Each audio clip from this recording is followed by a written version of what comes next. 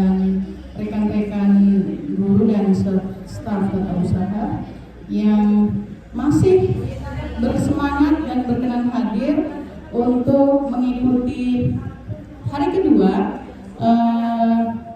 in-house training kita dengan tema implementasi kurikulum Merdeka. Kemarin saya sempat share ini ya, video YouTube yang judulnya kalau nggak salah 15 menit memahami tentang IKM gitu ya.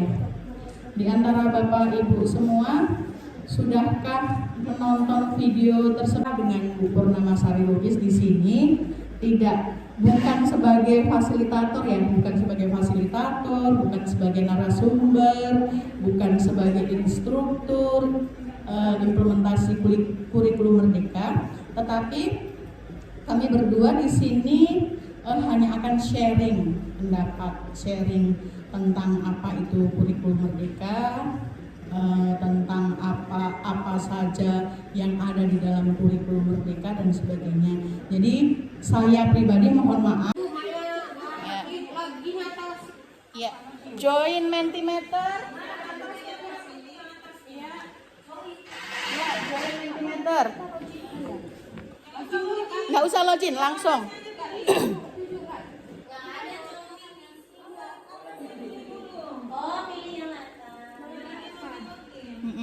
Ya, pilih Mentimeter.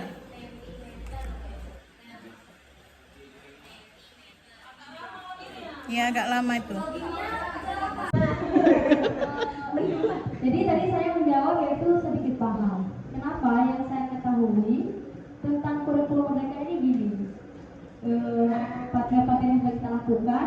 Jadi kita mengetahui dan bagaimana kita itu agar siswa itu memiliki bakatnya masing-masing.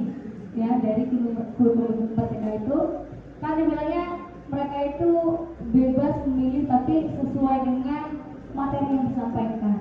Itu saja. Itu ya, berarti pemahamannya di situ ya. Iya, beri tepuk tangan yang meriah. Iya.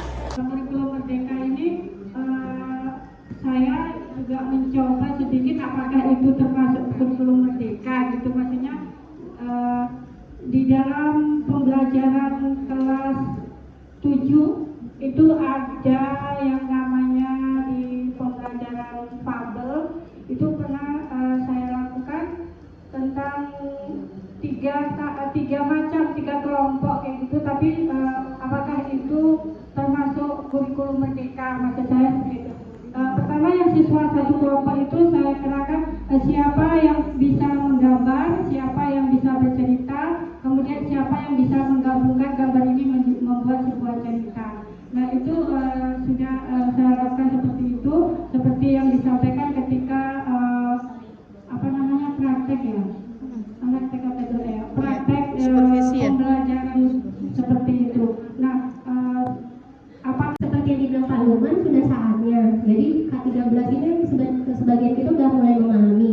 Jadi ini kan perubahannya ini diambil dari K13, cuma ada pembaharuan yang agak lebih spesifik lagi, yang lebih menonjolkan siswa berkarakter Pancasila.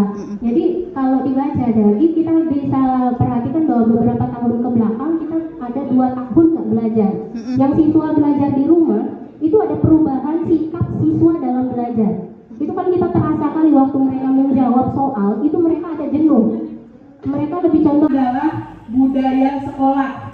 Budaya sekolah itu yang misalnya kita bersalaman, kebiasaan yang dikembangkan di sekolah, senam dan sebagainya itu praktik baik lah kalau kita bilangnya. Masuk ada guru mengucapkan salam, itu budaya sekolah. Yang kedua adalah namanya intrakurikuler. Intrakurikuler itu proses belajar yang biasa kita lakukan. Mengajar di dalam kelas biasa. Yang ketiga adalah kokurikuler. Kokurikuler itu kegiatan ekstra, kegiatan kalau dulu kita menyebutnya kokurikuler, sekarang kita menyebutnya P5. Nah, kokurikuler itu kegiatan pendukung tetapi tidak masuk dalam kegiatan inti. Jadi jangan ya, kegiatan